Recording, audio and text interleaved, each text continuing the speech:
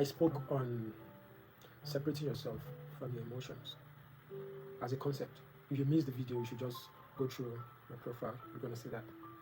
So that's the first series on separating yourself from your emotions. Why this series is the second series where I will be elucidating more on how you can separate yourself from your emotions. But before I dive into that, I would love to explain more on the reason why I choose to speak on emotions. What are emotions? Emotions are accumulations of feelings.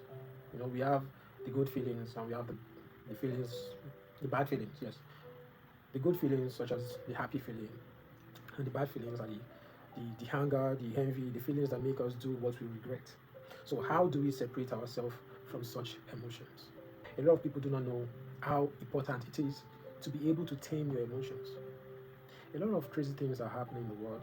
The murders, the killing are due to not being able to control your emotions.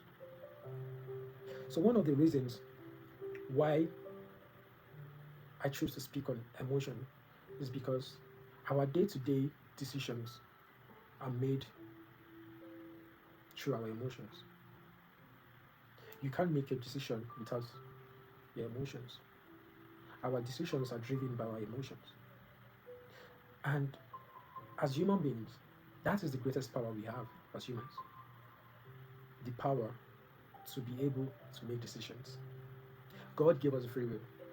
He gave us a will that He doesn't even have control over it. God does not have the control over our decision making.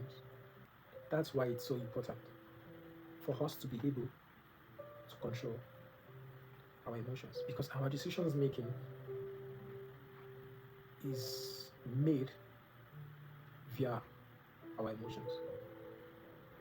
So, how can we, or how can you separate yourself from your emotions? The first way you can separate yourself from your emotions is by recognizing the emotion you're feeling. You have to be observant of yourself. You have to know yourself so well that you know when you feel an emotion. Recognizing the emotion is the first step of separating yourself from your emotions. When you recognize the emotions you feel, then it's either you act on it or you choose to redirect the emotions into something else. Emotions are energy. They always look for a way to express themselves. So, anytime I feel anger and I sincerely